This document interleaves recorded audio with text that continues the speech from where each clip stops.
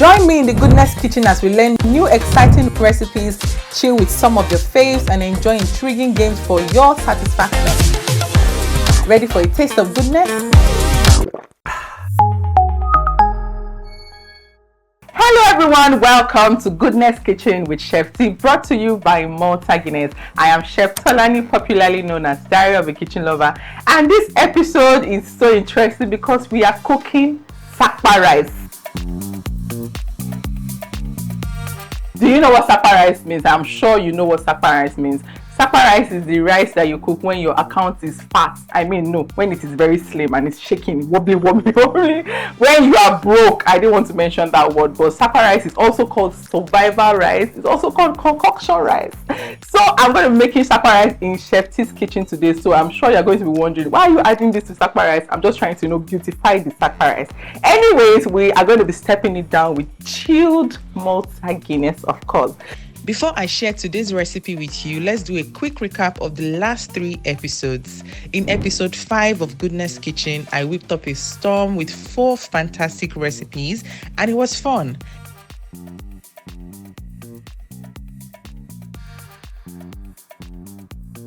First, I talked about the differences between crepes and pancakes, considering how people often confuse them for each other. So for crepes, you have similar ingredients with the pancakes, but the only thing you don't add to crepes is the rising agent, and most times people add water to crepes just to loosen it up a bit. So I'm just going to be showing you in details how to make crepes. Then I proceeded to do the actual cooking and made some yummy crepes and some crispy chicken. As Chef T that I am, I decided to make mango syrup to elevate the crepes taste, and to balance the whole equation, I made a very chilled Malta Guinness mocktail drink. My guest, Esther, who is a fan from Instagram, got the royal treatment in the Goodness Kitchen with plenty of food and drink to enjoy. This is amazing. Is it the crepes? Is it the mango puree? It's a burst of flavor, and I understand what you mean. Also on the show, Esther shared her experience of being a fresh co-liver and how it spurred her to start her own business. Don't forget to follow us on our social media channels to catch up on the full video. I promise you'll love it. Moving on to episode 6, Irish the Big Deal brought such a vibrant energy to the show. Every moment with Irish was filled with so much laughter. In this episode, Irish and I made some mouth-watering Harvard-level puff-puff alongside with 2 Malta Guinness mocktails. I can't wait to see you tag me when you recreate either the Malta basil lemonade drink or the Malta cucumber and coconut drink. You will love it, trust me. Meanwhile, let's talk about puff-puff real quick. Why do people add pepper to their puff-puff? Someone please explain to me why. Anyways, my guest, Irish the Big Deal, also spilled some tea on his journey as a Yoruba content creator. First things first, in Nigeria, I don't think that the present economy can permit you to do anything for fun. It has to be for money. So say fun because it's money that will make you have fun. Yeah. So I started because I just wanted to do something for myself. Last week was an absolute blast in the Goodness Kitchen. I had the pleasure of hosting our whose infectious laughter had everyone in the studio in stitches throughout the shoot. Are you funny in real life? I'm talking about my life. Do you crack yourself up? I'm talking about things that are happening to me and you guys are laughing. It's not funny. On episode 7, we made grilled fish and bole, a recipe popular in the South, and we paired it with very chilled Malta Guinness drink. Malta Guinness, babes. Hawa shared quite a lot about growing up, her career, and how she transitioned from being just an anonymous writer to becoming the Hawa that we all know today. And I started out writing and making slides on Instagram, those 10 slides. Yeah. And I started working with Cracks TV because I was working as a editor. And when I left, I just decided to start doing stuff on my own. And I didn't know what to do. I didn't want to show my face yet. I didn't know what to do. And I saw the chat thing. I saw someone else do it. And I was like, oh my God, this would be really great. But for Nigeria, with Nigerian stories. From laughter to culinary delights to insightful discussions, this episode was just so packed. Oh, you need to see how Hawa and I dug into this recipe we made. Hawa's taste buds were so bedazzled. She couldn't hide it for sure. It's so nice. If you haven't already seen any of these episodes, please go to our social media channels to catch up on them. I promise it will be a time well spent for you. That said, let's get back to the kitchen for today's special recipe.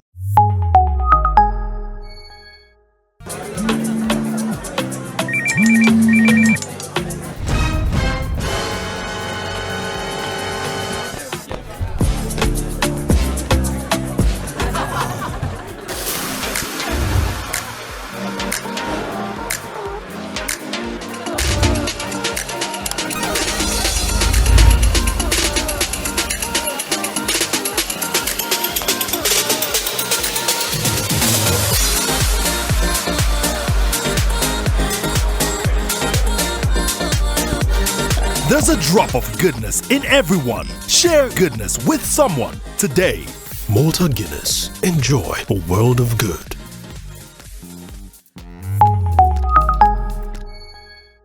I cook Sapa rice whenever I am broke, and I'm sure a lot of people do. But then again, you know, Sapa rice is always very sweet. I don't know why, because you cook with less ingredients, but you still find out that the rice is sweeter than the ones that you add so many ingredients into it. Anyways, I have my hot water here. I'm just going to go in with the hot water, just to, you know, like I always say, the hack to cooking, especially when you want to make your rice or your pasta, always make sure that you start with hot water so that, you know, your rice doesn't even get soggy or not. So my water is boiling already, surprisingly. So Sapa rice is very, very easy. You just literally need to just keep pouring and pouring and pouring. You pour the ingredients, you pour the rice, and just wait for it to cook and enjoy it. So I'll go in with my oil first. So this is my oil. There's a reason why this oil is like this. Sapa rice, you're not supposed to have a full bottle of oil when you're making Sapa rice. So I'm just going to add some oil into the pot. Like I said, it's very easy to prepare. Just keep pouring and pouring and pouring. So I'm going in with my onions now. Wow, that's a lot of onions. I'll add some pepper. Some people use blended pepper. Do you know blended dry pepper that they call atagungu? Some people use that for Sapa rice, but I decided to blend some, you know, fresh peppers and add it to this rice. So everything is just meant to boil together. Do you get? I know they don't add garlic to Sapa rice, but I mean, I'm showing you how I make my own Sapa rice. So I'm going in with some garlic now.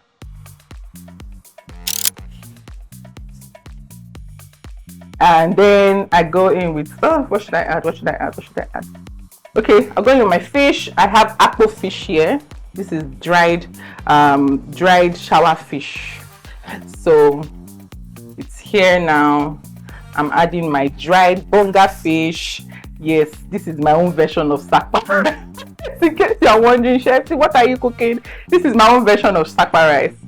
So I'm adding my bonga fish just to make it a little bit, you know, richer and everything. So this is my dried giant prawns. I'm adding that also. So now I'll go in with all my spices and all that. So I have my crayfish, blended crayfish here. I'll go in with that. I'll then go in with some beef seasoning. This is so funny because it's super easy to prepare, but always turns out super yummy. I'm just going to have a taste now to see the level of salt I need to add.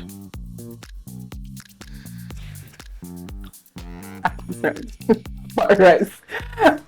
Okay, Sapa rice. Let me not say anything. So I'm adding some salt now. I'm cooking 2 cups of rice for this Sapa rice. So please, if you are cooking Sapa rice and you're using basmati rice, you are very rich. This is local rice, local Nigerian rice, and this is 2 cups already washed. I'm just going with it. Let me make sure every single grain goes into the cup. I can't afford to lose any. But it actually smells nice. Okay, I give this a good mix.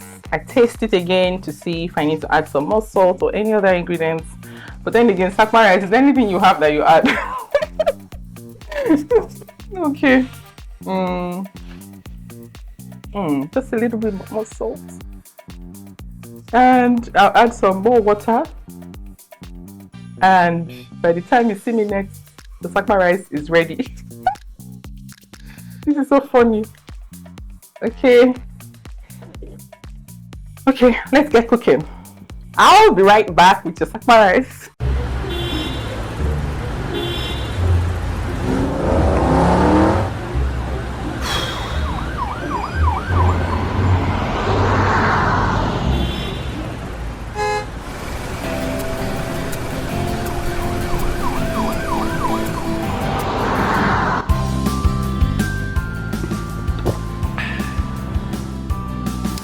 No matter how you celebrate, spread the goodness with Malta Guinness. Welcome back. We all know that Sapa rice cooks really fast. So our Sapa rice is ready, you guys. Do you want to see it? In 1, 2, 3. Ta-da! This one looks so good though. Hey! You need to recreate my own version of Sapa rice. So let's just give it a good mix. Ooh. This looks so good and it's really smells good. It smells really good. Oh my goodness, I'm just laughing because it's so funny. So I'm going to go ahead to serve my Sapa rice now. Even the dish is fun, it's fine. It's not the kind of dish they use for Sapa rice. Anyway, this is Sapa rice in Shetty's kitchen. Okay, let me just turn on the heat. I mean, I'm even going to garnish my own Sapa rice. So the next time you want to cook Sapa rice, please make sure you cook it just like this. Don't worry, you won't break your bank account. Okay. One more plate for you, my guests. You that's watching. Okay.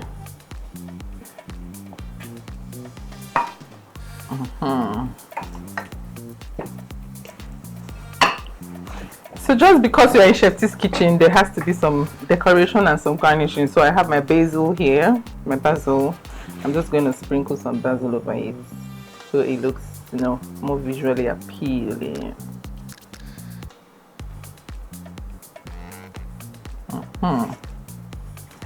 And there you have it, guys. Your Sapa rice is ready. These and more are what you get in the Goodness Kitchen with Chef T, brought to you by Malta Guinness.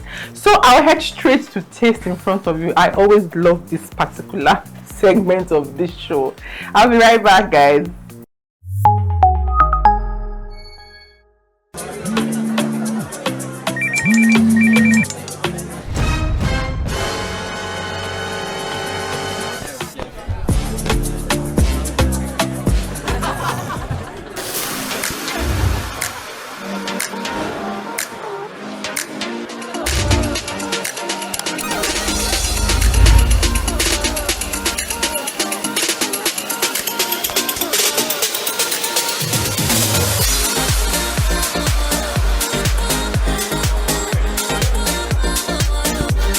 There's a drop of goodness in everyone. Share goodness with someone today.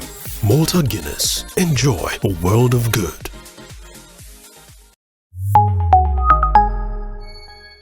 Welcome to another interesting segment of Goodness Kitchen with Chef T. On this segment, what we just do is to share tips, hacks, and generally things that can make your kitchen experience, your cooking experience, and your eating experience the most enjoyable one. Today, I'm going to be sharing a few tips with you, a few kitchen hacks with you. I am sure a lot of you buy food in bulk and you have problems with storage. So today, I'm going to be sharing a few tips on how to store your carrots and your lemons. I'm sure you buy these things in bulk because things are expensive now and you're just finding the best ways to save money. So when you buy your carrots, what you need to do is to scrape out the outer part, clean it properly, scrape out the dirty parts, and get a clean jar. It can either be a glass jar or a plastic jar. fill it up with water. Make sure the water is full enough, and then get the clean carrots and place them inside, and just place it inside your refrigerator. With that, your carrots can last you for months. All you just need to do is to change the water at intervals. Maybe sometimes I do my own every 1 week, or sometimes every 2 weeks, so long as it is in the refrigerator. Once you need it, all you just need to do is dip your hand inside, bring out your carrots, and your carrot is looking as fresh as possible. In fact, it even helps your carrot to remain very, very crunchy. I have another tip for you. Don't go anywhere. Welcome back, guys. I'll just go straight to the second storage hack I have for you. I mentioned earlier that I'm going to tell you how to store your lemons also. It's similar to the ones for the carrots. All you just need to do when you get home is to wash it properly. Make sure that your lemon is properly washed. Get a glass jar or a plastic jar, fill up the jar with some water, and then place your lemons inside. You don't even need to cut it into two. Just keep it inside the glass jar and inside the water, and put it inside your refrigerator. Your lemon is going to last for as long as you want. Don't go anywhere, the show continues.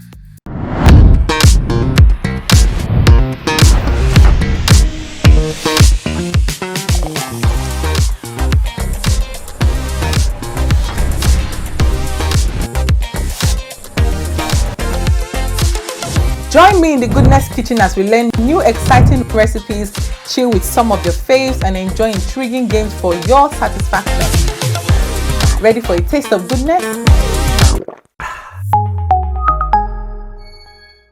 I am back to taste in front of you. I'm sure you love this particular segment just like I do. Of course, the Sapa rice looks really, really yummy, and I'm going to be stepping it down with Malta Guinness. I love the fact that, Malta Guinness just refreshes you whenever you're taking anything. I love the fact that I can also mix Malta Guinness with anything I'm cooking, and also step it down whenever I eat. So I grab my fork. This one is for you, don't worry. You guys are going to come and have this one. But first, go and recreate it in your kitchen before you have this one. I'm just going to have a taste now. Wait.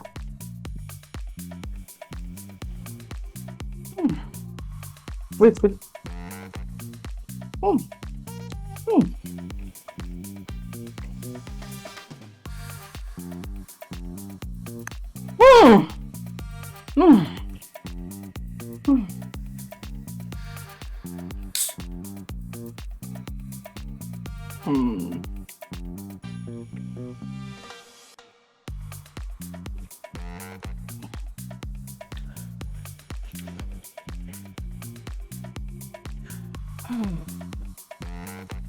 Can we just end this show right now so I can finish both plates, because it is super, super yummy. And the fact that I stepped it down with chilled Malta Guinness just, gave me the best highlights of this entire episode. I want to share something very, very important with you on this segment. On this segment, we share kitchen tips, kitchen hacks to make your kitchen experience and your cooking experience the most enjoyable one. Today is, if you have ever thought of microwaving with foil paper, please stop there. Don't microwave with foil paper, because foil paper doesn't do well with reactive or high heat. It literally starts to sparkle, and before you know it, your kitchen can catch fire. May we not see that kind of thing, So please, when you want to microwave, get a microwave safe bowl to microwave anything you want to microwave. Please do not use a foil paper. I hope you learned something on this segment. Please do not go anywhere. The show continues. I want you to head straight into your kitchen now. Please recreate this and tag us at Malta Guinness NG online so we can repost and see all your beautiful recreations. Now, I'd like to ask you, if we were to have a guest on this show, who would you love for us to bring on? Look out for the post on social media so you can tag your faves, and you just might be seeing your faves in the next episode. I'll see you guys in my next episode, but please remember always that Malta Guinness is fortified with B vitamins that fuels you with goodness, with energy and vitality. Bye guys, I remain Chef T. Bye.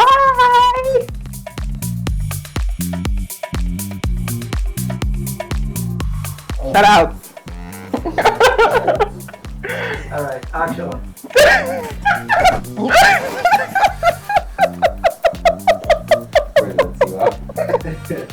Okay. Okay. Woo. Laugh it out. Woo. Okay.